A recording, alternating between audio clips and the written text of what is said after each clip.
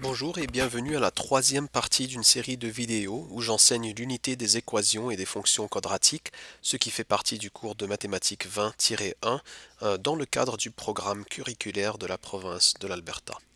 Alors dans cette troisième partie, on va explorer la formule quadratique, ce qui ressemble à ça, et on va aussi regarder la nature des racines et la valeur du discriminant. Alors, je sais que ce sont des choses qui, pour l'instant, n'ont pas de sens, mais en fait, on va voir ici avec les trois exemples que je vais vous présenter, l'impact que peuvent avoir les valeurs A, B et C des trinômes sur les formes des paraboles et sur le nombre de racines de ces paraboles. Alors ici, je commence avec le premier exemple qui est, alors on vous demande que sont les racines de l'équation ainsi. Alors je fais la première méthode que je choisis ici, c'est de résoudre par factorisation. Alors ce que je décide de faire, c'est que je prends ça, je le factorise, je n'aime jamais avoir une valeur de a qui est négative, alors je décide de factoriser le négatif. Alors en fait, je factorise un moins 1 comme plus grand facteur commun. Moins 1 fois x carré me donne moins x carré, moins 1 fois moins 8x me donne plus 8x, et moins 1 fois plus 16 me donne moins 16. Une fois arrivé à ce point-là, je factorise mon trinôme. Alors là, je suis à la recherche de, alors comme quelque chose dont je vous avais parlé dans les vidéos antécédentes. Mais alors pour factoriser un trinôme de cette forme-là, je recherche deux chiffres qui ont comme produit c, c'est-à-dire 16, et qui ont comme somme b, c'est-à-dire moins 8. Et alors ces deux chiffres-là, ils seraient moins 4 et moins 4.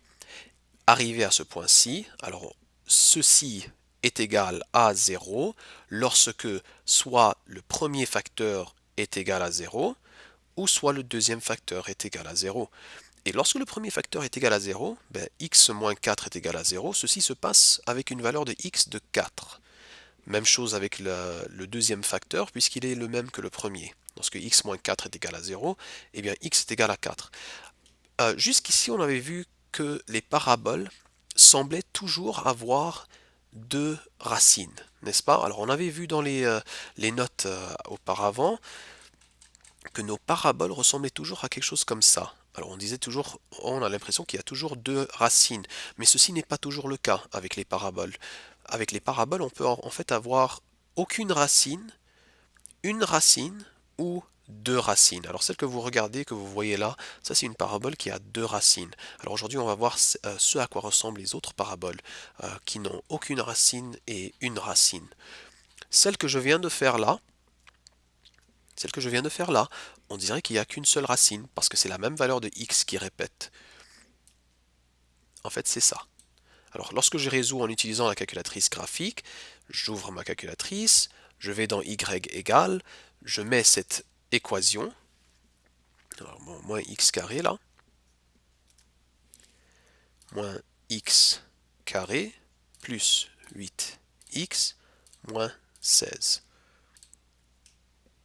Alors voici mon graphique et je pense que je vais peut-être changer ma fenêtre parce que ma fenêtre je l'avais changée dans la vidéo d'avant. En fait pour faire ça, ce que je vais faire c'est que je vais aller dans Zoom et je vais descendre à Zoom Standard. Zoom Standard ça te remet la fenêtre aux valeurs de défaut. C'est-à-dire plus 10, moins 10, plus 10, moins 10. Alors voici ce à quoi ressemble ma parabole.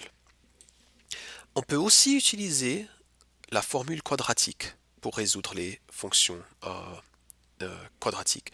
Alors la formule quadratique, elle ressemble à ceci, où la valeur de b, eh bien c'est la valeur, dans ce cas-ci, 8.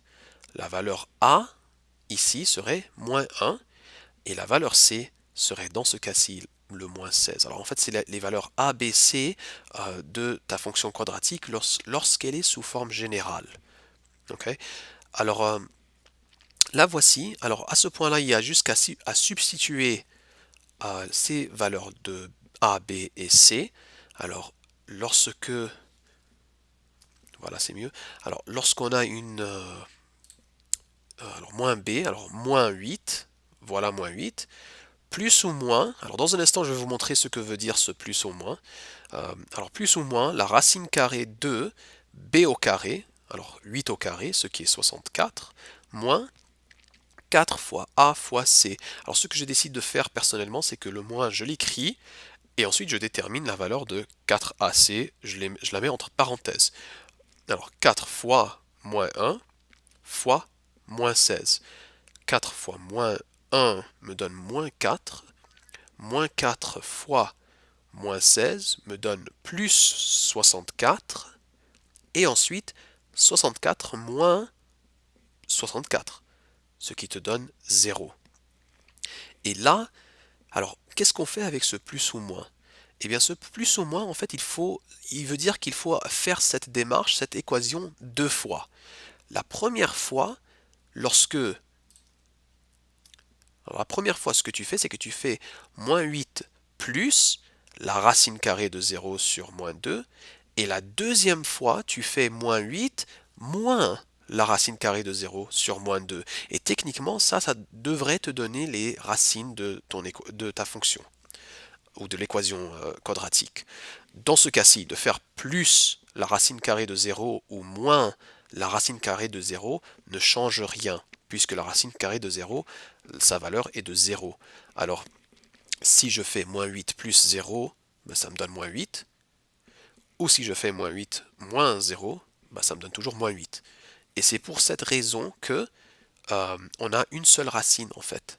On a une seule racine parce que même si je fais moins 8 plus ceci ou moins 8 moins ceci, j'ai toujours cette même réponse de 4. Okay. Alors moins 8 plus 0 c'était moins 8 divisé par moins 2 me donne 4.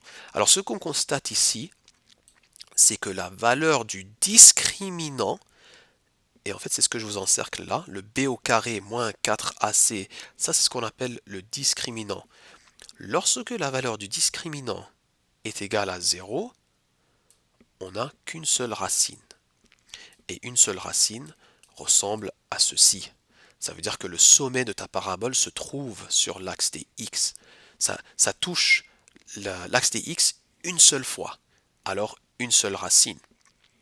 Et maintenant, techniquement, on n'avait pas vraiment besoin de calculatrice graphique pour dessiner ceci. Parce que déjà, en faisant la factorisation, on avait déterminé que notre racine, elle était de 4. Alors on sait qu'on a notre sommet, puisque les deux racines sont les mêmes, 4, 0, n'est-ce pas? Ça veut dire que cette coordonnée doit être le sommet qui existe sur l'axe des x. Ensuite, à l'aide de notre trinôme, alors à l'aide de notre équation sous forme générale, comme on avait déjà vu, la valeur de c correspond à l'ordonnée à l'origine. Cette ordonnée à l'origine qui se passe lorsque x est égal à 0. Alors lorsque x est égal à 0, ceci est égal à 0, ceci est égal à 0, alors moins 16. Alors on a une ordonnée à l'origine de 0, moins 16. Avec ces deux morceaux d'information, le 4, 0 et le 0, moins 16, on peut avoir une idée générale de ce à quoi ressemble notre parabole. Notre parabole d'ailleurs, elle fait face vers le bas et non vers le haut, puisque la valeur de a est négative. Okay, alors la valeur de a elle est négative, alors notre parabole elle fait face vers le bas. Alors on a notre ordonnée à l'origine, 0, moins 16. Cette ordonnée à l'origine se trouve à 4 unités à gauche de l'axe de symétrie. Alors je peux m'attendre à ce que 4 unités à droite de l'axe de symétrie, j'ai un autre point, 8, moins 16. N'est-ce pas? Car pour aller de 0 à 4, c'est 4 unités à gauche, et bien je continue 4 unités à droite, et voilà un autre point sur ma parabole. Okay. Alors, à constater, il n'y a qu'une seule racine lorsque le discriminant est égal à 0. On va voir les deux autres cas. Alors, voici notre deuxième situation. Alors, les racines de l'équation. Alors, que sont les racines de cette équation-ci? Alors, x carré moins 5x plus 3 égale 0. Alors, jusqu'ici, on avait toujours réussi en faisant la factorisation.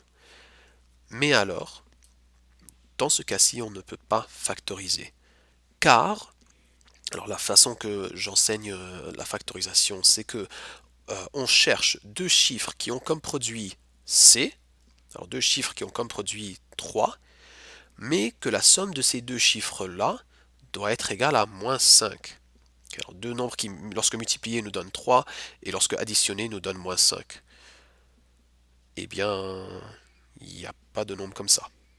Car les seuls facteurs de 3 sont 3 et 1. En fait, 3 est un nombre premier, n'est-ce pas? Alors il n'a plus d'autres facteurs que 1 et lui-même. Alors 3 fois 1, il n'y a pas moyen de combiner 3 et 1 ensemble pour nous donner une somme de moins 5. Alors par exemple, si leur somme, ces deux chiffres-là qu'on recherche, si leur somme est égale à un négatif, mais que leur produit est égal à un positif, ça veut dire normalement que ces deux chiffres-là devraient être négatifs. Car un négatif fois un négatif me donne un positif, et ensuite un négatif plus un négatif, évidemment, me donne un négatif. Eh bien, moins 3 fois moins 1 me donne plus 3, mais moins 3 plus moins 1 me donnerait moins 4, et non moins 5. Mais alors, dans ce cas-ci, lorsqu'on n'arrive pas à factoriser, est-ce que ça veut dire que la fonction ou l'équation n'a pas de racine? Eh bien, la réponse ici, c'est non. Ça ne veut pas dire qu'elle n'a pas de racine, mais ça veut peut-être dire que ces racines sont des nombres décimaux. Et en fait, c'est ça. Alors, lorsque tu arrives à un point comme ça, où tu essayes de factoriser un trinôme, mais que tu n'arrives pas, parce que tu n'arrives pas à trouver cette combinaison de deux chiffres qui, lorsque multipliés, te donne C, et lorsque additionné, te donne moins 5, la chose à faire ici, c'est toujours d'utiliser la formule quadratique. Alors on va faire ça. Alors on remplace le B, le A et le C avec les coefficients ici alors qui correspondent. Alors la valeur de A dans cette équation, elle est de 1. La valeur de B dans celle-ci, elle est de moins 5. Et la valeur de C, elle est de plus 3. Et alors, moins B, moins 5. Moins 5, en fait, c'est un double négatif. C'est pour ça que j'ai un 5 ici. Alors c'est en fait juste 5. 5 plus ou moins la racine carrée de b au carré. B au carré, c'est 25. Alors, moins 5 au carré, c'est 25. Moins 4 fois a fois c. 4 fois 1 fois 3. Eh bien, 4 fois 1, c'est 4. 4 fois 3, c'est 12. 25 moins 12 me donne 13. Bon, alors j'ai 5 plus ou moins la racine carrée de 13 sur 2. Et ça, c'est ce qu'on appelle une valeur exacte. Okay, une valeur exacte veut dire que ce n'est pas une valeur décimale qui a été arrondie. Alors voici la valeur exacte de nos racines. Alors souvenez-vous, ce plus et moins, en fait, il faut déterminer les racines, il faut les appliquer indépendamment. Ce que je veux dire, c'est que pour une des racines, tu vas faire 5 plus la racine carrée de 13 sur 2, et pour l'autre racine, tu vas faire 5 moins la racine carrée de 13 sur 2. Et c'est ce que je fais ici. Alors je vous dis en fait que les valeurs exactes de mes racines sont 5 plus racine carrée de 13 sur 2 et 5 moins racine carrée de 13 sur 2. On constate en fait qu'on a deux racines.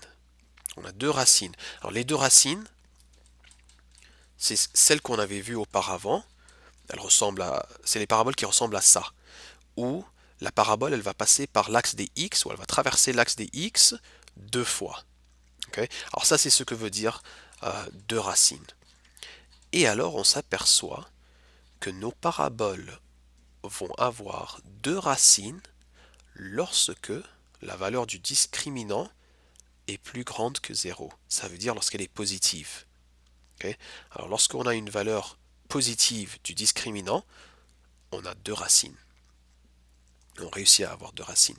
Souvenez-vous auparavant ici, lorsque le discriminant était égal à 0, ben là, moins 8 plus 0 et moins 8 moins 0, ça ne changeait rien. Et alors, on avait juste une racine. On avait une seule racine lorsque le discriminant était égal à 0. Lorsque le discriminant est positif, on a deux racines. Et alors, je mets ça dans ma calculatrice. Alors, 5 plus racine carrée de 13, le tout divisé par 2, me donne cette racine à droite, qui est environ de 4,30277. Mon autre racine, 5 moins la racine carrée de 13 sur 2, la voilà, elle me donne environ 0,697. Ma parabole, elle a une valeur, désolé, la fonction quadratique a une valeur de a qui est positive, alors ma parabole, elle fait face vers le haut. Okay. Ceci est confirmé par le fait que le constant de mon équation, le plus 3, représente l'ordonnée à l'origine, qui se passe encore une fois lorsque x est égal à 0. Alors ici, lorsque x est égal à 0, on a une valeur de 3. 0, 3, qui est mon ordonnée à l'origine. Alors voici ce à quoi ressemble ma parabole. Alors, à retenir, on a deux racines lorsque le discriminant est plus grand que 0. Et bien finalement, on arrive à cette équation ici. 2x carré plus x est égal à moins 2. Souvenez-vous que pour résoudre ce genre d'équation, tout ce qu'il faut faire, il ne faut pas se laisser perturber par une valeur de l'autre côté, il faut juste faire plus 2, l'amener avec ces deux termes-là pour avoir ton trinôme égal 0. Une fois que tu as ton trinôme de près là, égal 0, et bien là tu essayes de le factoriser. Alors on cherche deux chiffres qui, lorsque multipliés, nous donnent le produit de AC. Okay, alors lorsque multipliés, nous donne 4. Et lorsque additionnés ensemble, nous donne 1, la valeur de B. Et quand on y pense, il n'y a pas de chiffre qui ferait ça. Il n'y a pas de chiffre qui ferait un produit qui est égal à 4 ou qui aurait une somme de 1. Et alors, lorsqu'on arrive à ce point-là, ça ne veut pas nécessairement dire qu'il n'y a pas de racine. Je vous l'avais dit auparavant ici, lorsqu'on avait essayé de factoriser celui-là, on n'avait pas réussi ici non plus, mais encore une fois, ça ne veut pas dire qu'il n'y a pas de racine. Comme on avait vu avec celui-là, c'est que les racines étaient des nombres décimaux. Okay. Alors, il ne faut pas s'arrêter là, il faut continuer à la formule quadratique.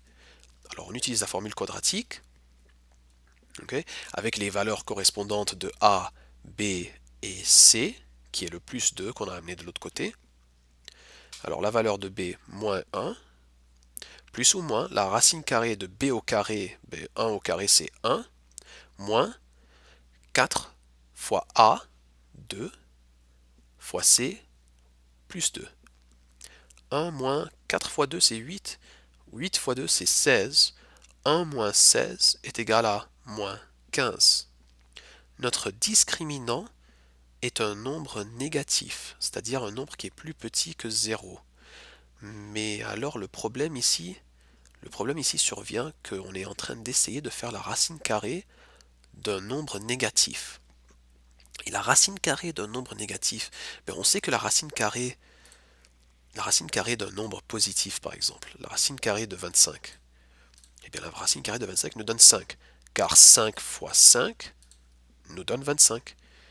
Mais lorsqu'on essaye de faire la racine carrée de moins 25, la réponse ne va pas être moins 5. La réponse va être non-real answer. Ça veut dire une réponse non réelle. C'est ce que veut dire ceci. Une réponse non réelle.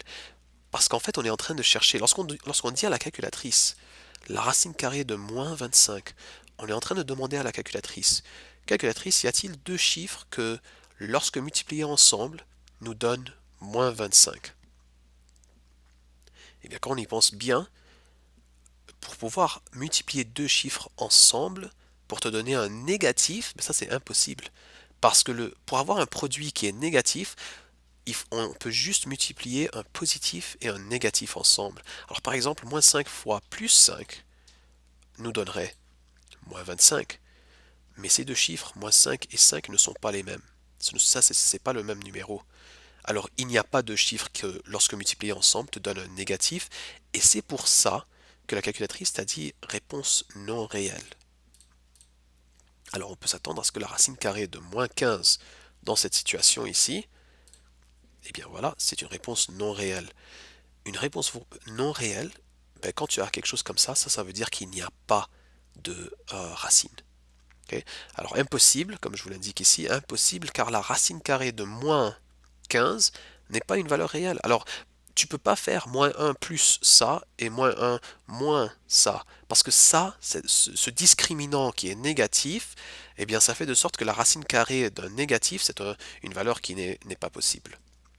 Et c'est à ce point-là, lorsque ton discriminant est plus petit que 0, lorsqu'il est négatif, qu'il n'y a pas de racine. Alors il n'y a pas de racine. Alors en fait, voici ce à quoi ressemble ton graphique. Oui, leur données à l'origine, c'était 2, 0, 2. Euh, on sait que notre graphique il fait face vers le haut.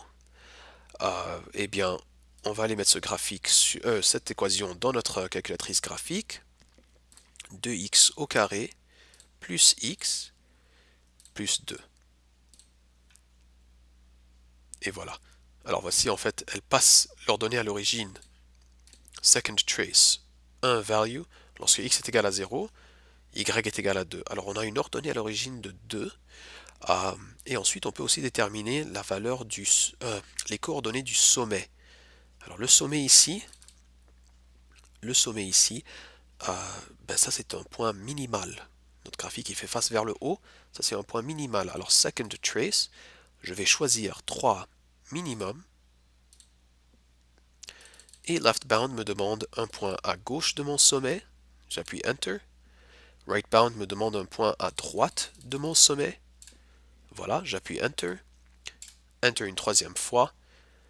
Et voici les coordonnées de mon sommet qui se passent à moins 0.25 et 1.875. Alors on constate ici qu'il n'y a pas de racine. Ce que ceci veut dire, c'est que cette équation, il n'y a aucun point ou aucune valeur de x qui ferait de sorte que cette équation soit égale à 0. Okay, alors on constate ainsi que b carré moins 4ac est le discriminant. C'est lui qui décide si l'équation quadratique a une racine, deux racines ou pas de racine. Lorsqu'il est négatif, pas de racine. Lorsqu'il est positif, deux racines. Et lorsqu'il est égal à 0, une seule racine. Okay, alors ce qui conclut cette partie de l'enseignement des fonctions quadratiques. Alors une petite récapitulation ici dans vos notes qui vous montre alors la valeur du discriminant. Alors lorsqu'elle est positive, voici ce qui se passe. Il y a deux racines réelles. Lorsqu'elle est égale à 0, voici ce qui se passe. Une seule abscisse à l'origine ou une seule réponse. Et lorsqu'elle est négative, eh bien la racine carrée d'un négatif, c'est impossible. Ça veut dire qu'il n'y a pas de racine. Voilà, merci beaucoup.